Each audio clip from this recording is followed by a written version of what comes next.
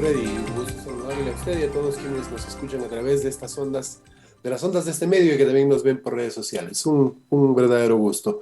Bueno, el día 14 del presente mes salió el reglamento a la LOES, a la Ley Orgánica de Educación Superior, y entre otras cosas se refiere al tema de la eliminación del examen CENESID, como normalmente hemos estado escuchando. Bueno, ahí hay algunas cosas que decir. Inicialmente, doctor, que el artículo 81 de la LOES señala que para ingresar a una universidad se deberá tomar en cuenta elementos como la evaluación de capacidades y competencias de los postulantes, antecedentes académicos.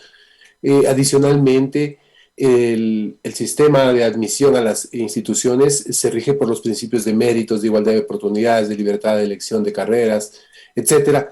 Y esto está en la ley, es decir, no puede eliminarse. Lo que el presidente básicamente ha hecho al cambiar el reglamento es trasladar esa responsabilidad, ya no desde el Estado, sino la traslada a las instituciones de educación superior. Es decir, que sí va a haber examen y que va a tomarse en cada institución educativa. Básicamente eso viene siendo lo de fondo, ¿no? Examen siempre va a haber, porque hay una demanda de más o menos 300, entre 300 y 350.000 personas cada año y hay más o menos 220.000 cupos, digamos. Entonces, siempre va a haber un diferencial, han estado faltando cupos y eso significa que haya que escoger de alguna manera quiénes entran y quiénes no entran. Cuando el examen era tomado por parte del Estado, digamos que se aseguraba que quienes saquen mejor puntaje entren. Ahora pues no sabemos cómo vaya a ser el mecanismo, pero sí sabemos lo que normalmente venía ocurriendo en el pasado, en el que, digamos, primaban elementos como, por ejemplo, el que madrugaba más podía conseguir un cupo quizá, el que hacía cola más días podía conseguir un cupo quizá, el que era amigo del guardia, etcétera. Y por supuesto esto da espacio para encontrar o que se vayan generando focos de corrupción en torno a los cupos en las universidades. Digamos que es lamentable, el presidente ya no estoy acostumbrado a este tipo de acciones, es un tema más demagógico, un tema más de engaño a la juventud. Muchos jóvenes yo he visto que se han alegrado por la eliminación del examen, pero en el fondo lo que se ha hecho simplemente es trasladar el examen desde el Estado a las instituciones de educación superior.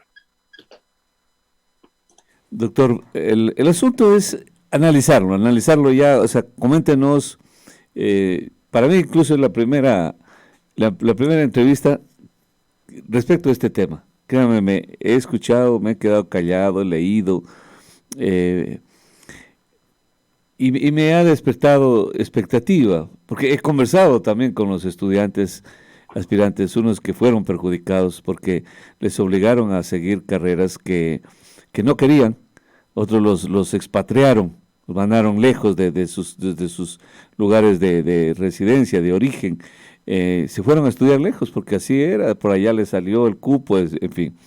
Otros que creen que, bueno, no es justo, pues porque va a haber un facilismo, las universidades se quejan y ahora qué hacemos con tanta gente en las universidades, cómo hacemos el escogitamiento. Por eso me encantaría que nos ayude con esto, porque yo me preparo para invitar a una autoridad universitaria, pero de hecho usted lo es también. Bien, ahí hay algunas cosas que decir, doctor. ¿Cuál es el objetivo de que nosotros formemos profesionales? Si queremos mirarlo de manera sistémica, integral y desde lo más amplio posible. ¿Cuál es el objetivo de que formemos profesionales?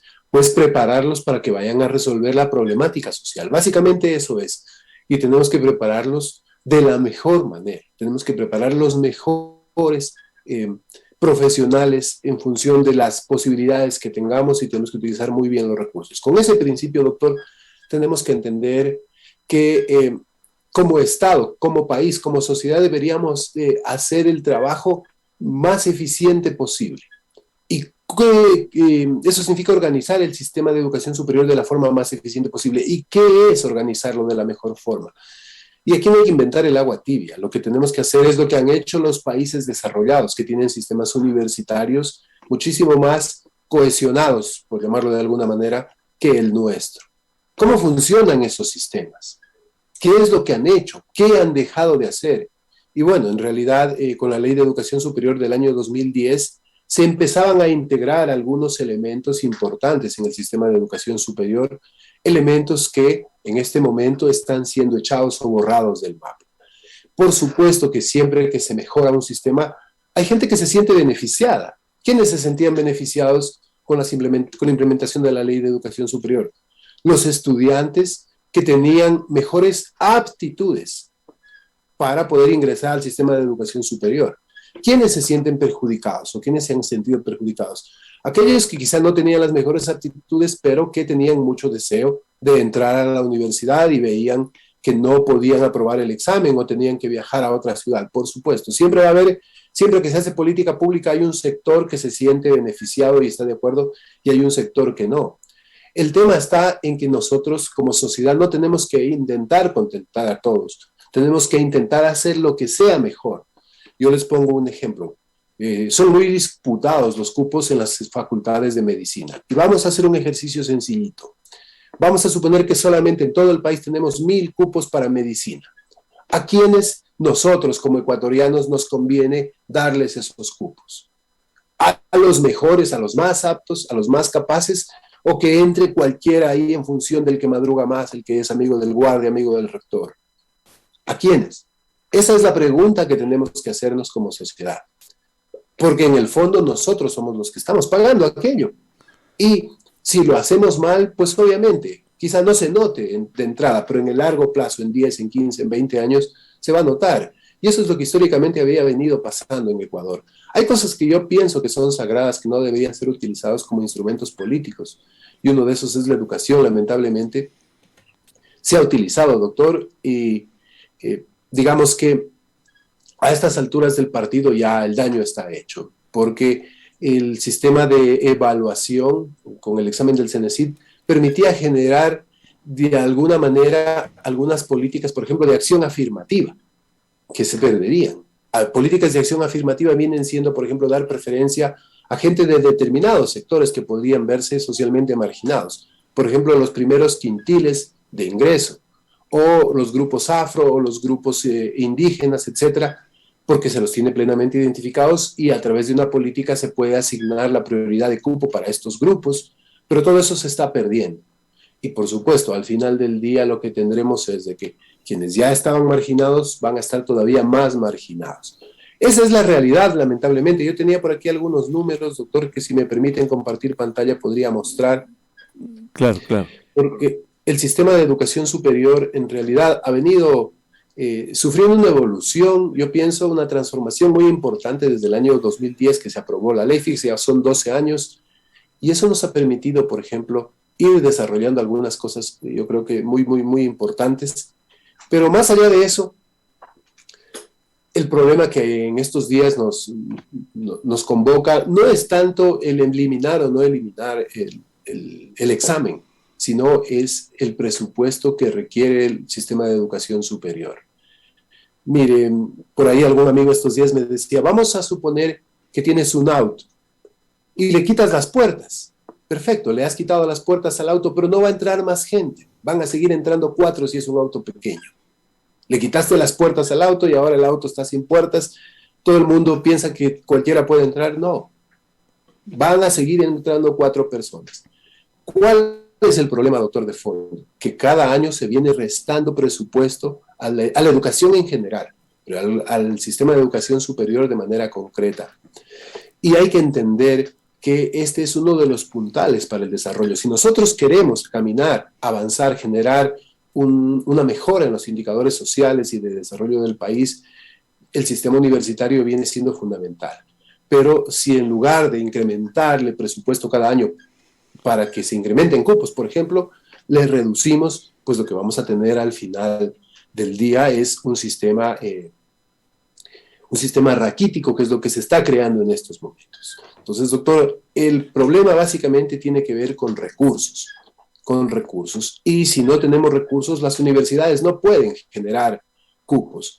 Eso es por un lado, pero por otro lado hay que entender, doctor, que los cupos no se crean por crearse. No es que una universidad de la noche a la mañana dice, ¿sabes qué? Este año me da ganas de crear 50,000 cupos más. No se puede. se tiene que contar con aulas, con profesores, con infraestructura de laboratorios, con todo un conjunto de elementos que de manera integral son muy complejos ir desarrollando e ir evolucionando. Para esto se requiere primero tiempo y segundo dinero. Y precisamente lo segundo es lo que el Estado central está quitando a las universidades. Entonces, a los jóvenes principalmente, que no se dejen engañar, esto es un engaño. Necesitamos, si el presidente saliera anunciando que está subiendo el presupuesto para universidades, pues le aplaudiríamos todos. Pero en este caso lo que está haciendo es simplemente una acción demagógica que le va a permitir decir, cumplí con eliminar el examen de la CENESID. Mire, yo no quiero ser duro con el presidente, que ya le han dado mucho en los últimos meses, pero en realidad alguien que no sabe de un tema difícilmente puede hacer acciones positivas en ese tema. El presidente no tiene idea de universidades, jamás visitó una y difícilmente va a poder generar política pública positiva para las universidades. Muy bien. Hay una persona en la línea, no sé si esperó. Buenos días. Bueno, bien, imposible, muy imposible. Que de repente era algún profesor que quería, alguna persona que tenía alguna inquietud. Entonces, a ver, la restricción que hubo antes, para entrar a las universidades, que dejó el presidente Correa, sigue siendo mejor a la libertad que ofrece el presidente Lasso. Así sería, doctor. Permítame, no sé si compartimos esta llamada. Buenos días, le escuchamos. Adelante. Buenos días, mi estimadísimo Freddy. Un saludo al doctor Juan Carlos Torres. Lo importante de su exposición, doctor, es que, con mucho respeto, incita al debate. Todo lo que usted acaba de decir es verdad. No se puede aumentar los cupos en las universidades si no hay infraestructura, una planta docente, si no hay plata para laboratorios, etcétera, etcétera. Todo es verdad. Pero hay algo histórico que usted se salta. El objetivo del expresidente Correa fue sacarla de la universidad pública a la pandilla del MPD para reemplazarla con otra pandilla adicta al gobierno, que en definitiva eran los mismos, porque usted mire nomás aquí en Loja, los altos dirigentes del MPD pasaron a formar cuadros de la Revolución Ciudadana. Y no solo eso sucedió aquí, sucedió en todo el país. Lo mismo con la evaluación de los maestros a nivel nacional.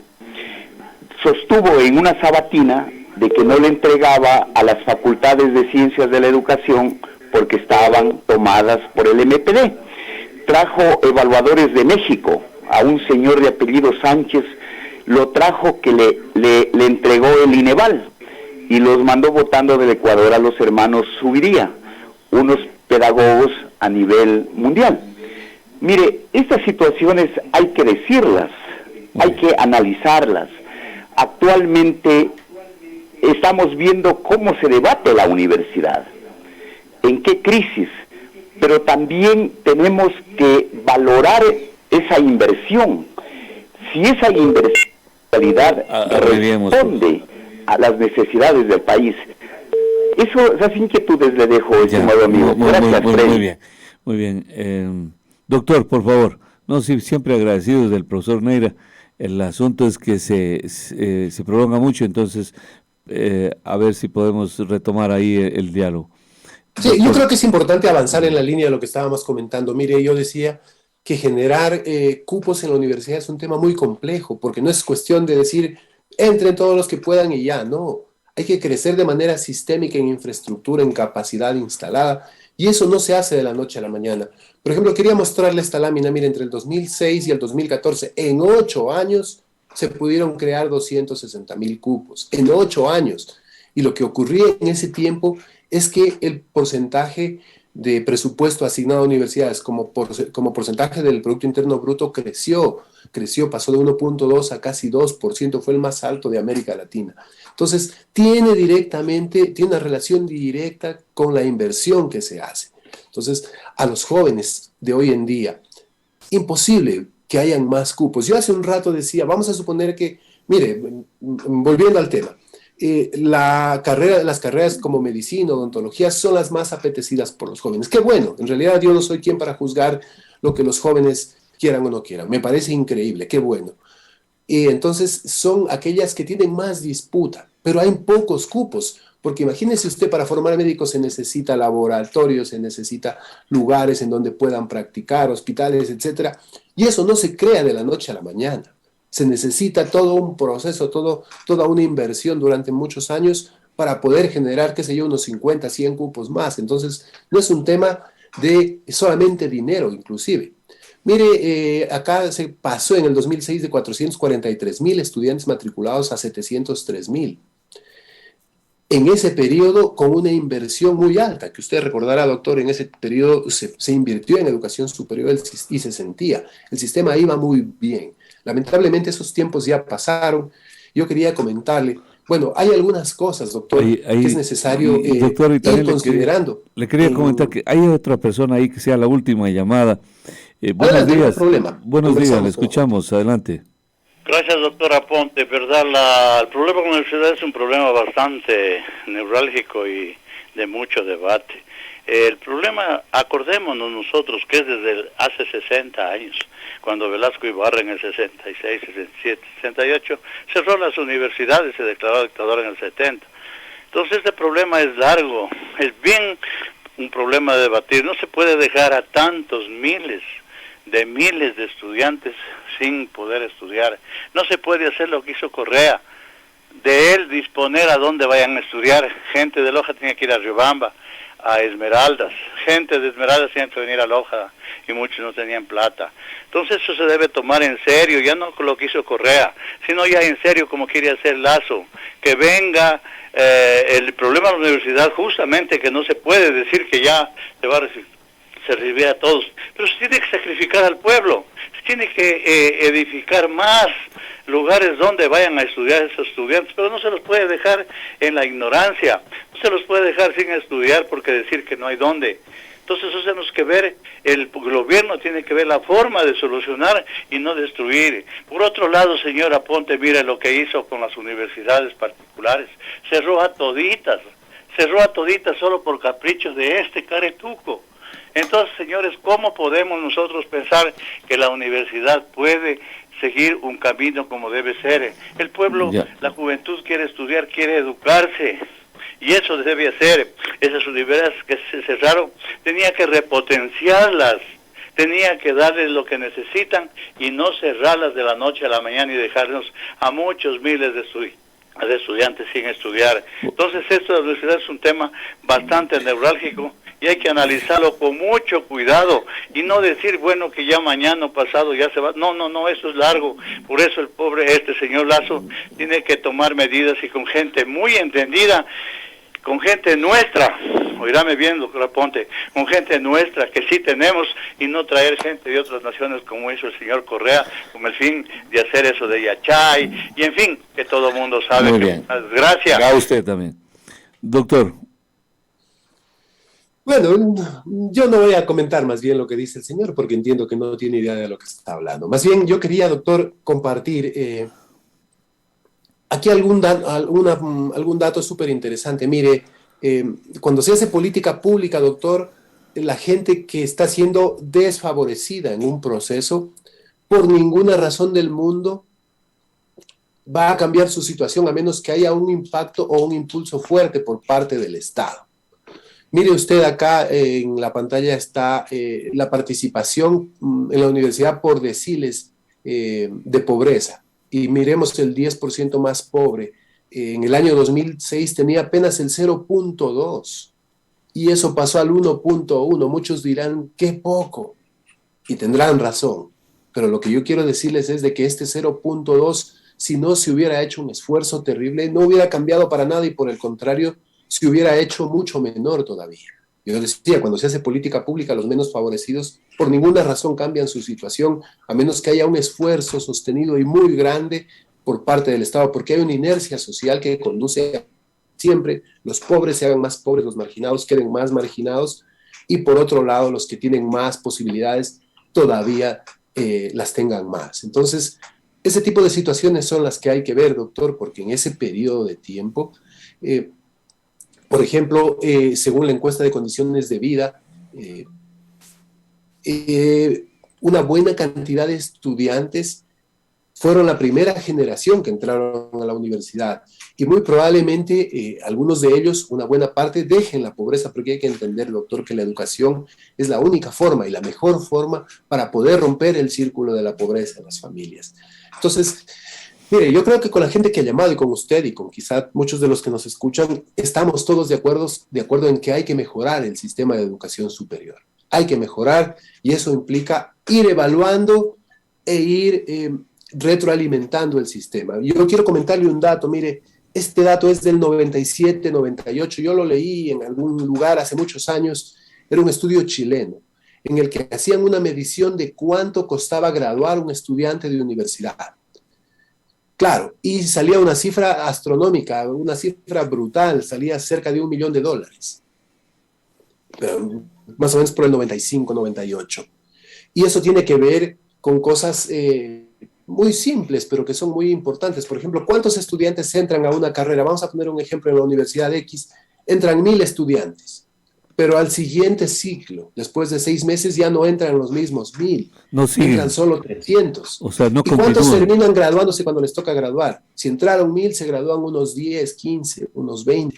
Eso se llama, por ejemplo, eficiencia terminal. Y los índices de eficiencia terminal en Ecuador han sido terribles, doctor. Y, por ejemplo, aquí tengo yo un dato de una universidad quiteña que funciona todavía. Para el año 2009, tenía eficiencia terminal de pregrado de 18. Significa que de cada 100 estudiantes que entraban, solamente 18 terminaban graduándose. Imagínense lo caro que nos sale a los ecuatorianos tener que pagarles a esos 84 para que ocupen un cupo y al final no terminen. Voy a compartir la pantalla para que se pueda ver esto de aquí, doctor. Esta es de una universidad quiteña. Yo no voy a decir el nombre, porque esto es información pública. Aquí, eficiencia terminal de pregrado, 18.06. De cada 100, solamente 18 avanzaban a terminar. Y lo aceptable es esto que tenemos acá, eficiencia terminal debe estar entre 40 y 60. Nosotros teníamos, doctor, esto era la eficiencia terminal en Ecuador. Fíjese usted que esto es 30. O sea, estábamos todos debajo del 30, por aquí estaba la media, como por el 16, 17, 18 era el promedio. Y mire cuántas universidades, para acá abajo al lado derecho, tenían eficiencia terminal menor todavía.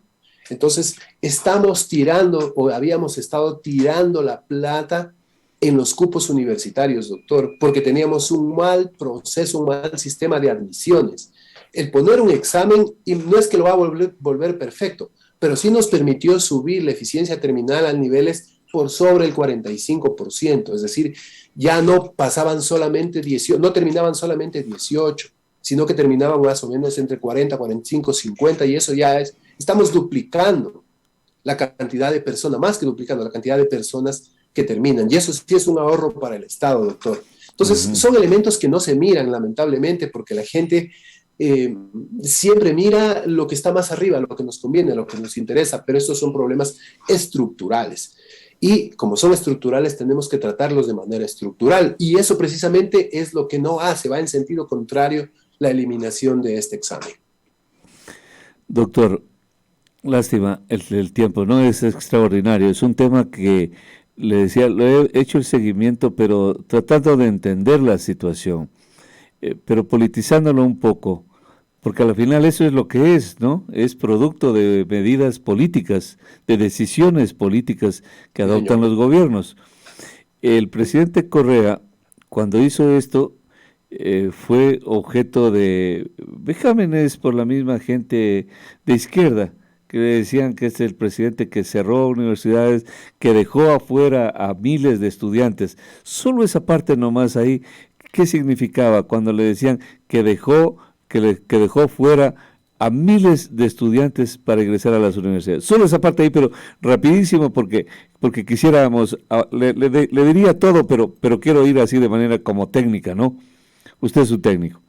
Sí, mire, quizá, doctor, por ahí interviene un poco el tema de que se cerraron universidades de garage, básicamente. Y eso tiene que ver, doctor, con una estafa social que estaba en marcha por parte de grupos interesados.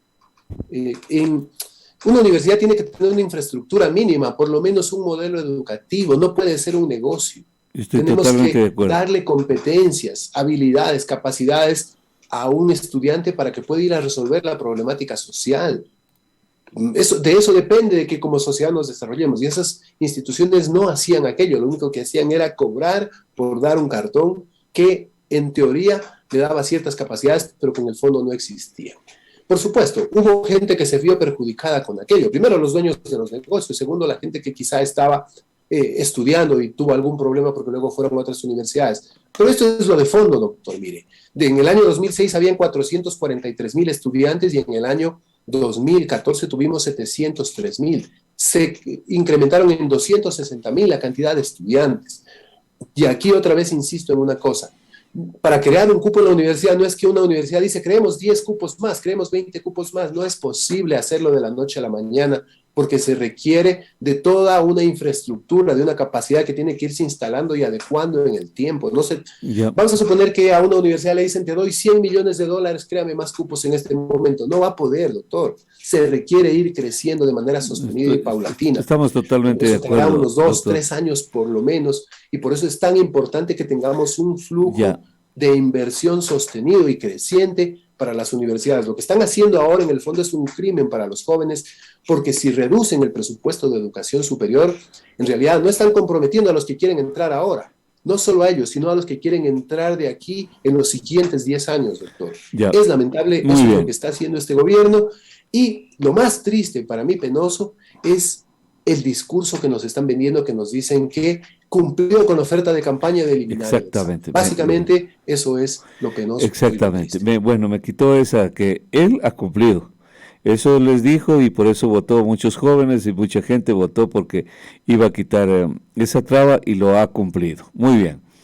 Veamos el tema de una escuela primaria o de un colegio, no de educación superior. Las aulas no permiten más de 30 estudiantes. Sin embargo, dada la necesidad, la urgencia, le meten 35, 36, 37 estudiantes. ¿Qué pasa con la calidad de educación? Entiendo que disminuye, ¿no? Se afecta. Entiendo que se afecta. Pero hay cosas que uno no puede entender. Por ejemplo, aquí en Loja, doctor, desde que usted nació hasta el día de hoy, no se ha fundado una sola escuela nueva ni un solo colegio. No vayamos a confundir con la reestructura, porque rápido me van a poner el Colegio Unidad Educativa Bernardo Valíez. No, estoy diciendo fundado. Y revise, usted que es gran investigador, incluso me ayuda, me trae y me dice, no, verá que hace 40 años sí fundaron una, no. De hace 50 años no se ha fundado una escuela, un colegio y una universidad. Entonces, y sin embargo ustedes en campaña, con el presidente, con el candidato Lenín Moreno, ofrecían 40 universidades. Obviamente no se fundó una sola, creo, ¿no? Que no se fundó una sola. Y sigamos así en esta situación para que usted me pueda desbrozarlas una a una. Y luego, la Amazonía ahora, por ejemplo, con estas manifestaciones violentas que hubo de intento de golpe de Estado, ¿qué decían? Que quieren universidades en la Amazonía, que los indígenas quieren más universidades. El problema de este país se resuelve solo con universidades o se resuelve fortaleciendo las ya existentes y mejorando la calidad. En otras palabras, de manera más sucinta posible, el tema universitario, que es un tema profesional de estudios superiores, ¿es cuantitativo o es cualitativo? Doctor, yo creo que las dos cosas. Mire, hace mucho tiempo se leía por ahí en la literatura, e incluso había una especie de refrán que decía que las sociedades son lo que sus universidades fueron hace 20 años. Yo creo que ese refrán, esa frase, se sostiene, pero tiene un pequeño cambio. Yo creo que las sociedades son el reflejo de lo que han sido sus universidades en los últimos 5 años. Porque el tiempo, en esta sociedad, la información y el conocimiento, la cosa tiende a ser un poquito más rápida, los efectos se notan de una manera más temprana, y ahora mismo lo que está pasando en este momento, se verá en el mediano plazo, es decir, en 4 o 5 años, doctor, y es lamentable. Mire, usted me hablaba de que no se han creado instituciones. Yo no tengo datos de instituciones que se hayan creado en realidad, pero sí tengo datos de cómo en esos 10 años que mucha gente critica, se incrementó la tasa de acceso a educación, estoy hablando de educación básica, especialmente el mayor incremento estuvo en el pueblo afro, en el pueblo indígena. Nosotros hemos llegado, por ejemplo, en la ciudad de Loja, tengo los datos por aquí, no que ahora mismo buscarlos me complico, hasta el 97%. Es decir, de cada 100 personas, de cada 100 jovencitos, niños en edad escolar, 97 están en la escuela, 97 están haciendo sus estudios. Bueno, estos datos eran antes de pandemia, porque hay que entender que la pandemia golpeó duramente al país también, y quizá eso no sea culpa del gobierno, no le vamos a echar el problema de todos los muertos al gobierno, pero sí es responsabilidad del gobierno el volver a recuperar esos niveles que tuvimos antes, y doctor, eso depende de dinero, eso depende de las asignaciones. Sí. Mire, ahora mismo tenemos precio del petróleo que ha venido muy bien este año, el año pasado, y es imperdonable que esos recursos no se hayan invertido en estos problemas que son tan importantes para la sociedad, para el futuro de la sociedad. Doctor, considerando que la plataforma de Zoom tiene un tiempo limitado, ¿qué cree usted así rapidísimo? Tal vez 1 o 2 minutos nos queden ahí para decir, porque a mí me fascina este tema y como usted lo iniciamos esta semana y creo que lo vamos a continuar para que lleguemos a un acuerdo con la sociedad, con la gente, decir, bueno, se resuelven los problemas a punta de universidades, a punta de educación superior, ahí está la respuesta a todos los problemas sociales que vivimos, la educación es base fundamental del Estado, en fin. En consecuencia, ¿qué recomienda usted para esta situación de padres de familia que estarán muy felices, estudiantes que están muy felices, que van a entrar sin mayor esfuerzo, pero al mismo tiempo las universidades, las autoridades les tendrán que cerrar la puerta porque dice, tal como dijo usted en el auto, ya no entran, tal vez váyanse en el bus porque en el auto no van a entrar, en realidad, ni aunque se abran las puertas, les quitemos las puertas, no van a poder entrar más estudiantes. Un tema bien complejo, bien interesante, pero muy bonito, muy importante, muy responsable, quise decir, muy responsable. Hay que tratarlo con absoluta responsabilidad, querido doctor. Claro que sí, estimado doctor. Mire, en realidad los problemas del país no se resuelven solamente incrementando el presupuesto a las universidades. Se resuelven llevando adelante, doctor, principios de justicia y equidad para la sociedad. Y hay que entender que cuando una persona se siente perjudicada, no tiene oportunidades, siempre ha sido marginada, va a buscar una manera de salir. Y esas maneras no siempre son las convenientes para la sociedad. Usted ha visto lo que está pasando ahora mismo con el tema de inseguridad que vive el país. Eso no es que de la noche a la mañana los jóvenes, las pandillas dijeron, ¿saben qué? Hagamos tal cosa. No, eso es un problema que se va cocinando en el tiempo.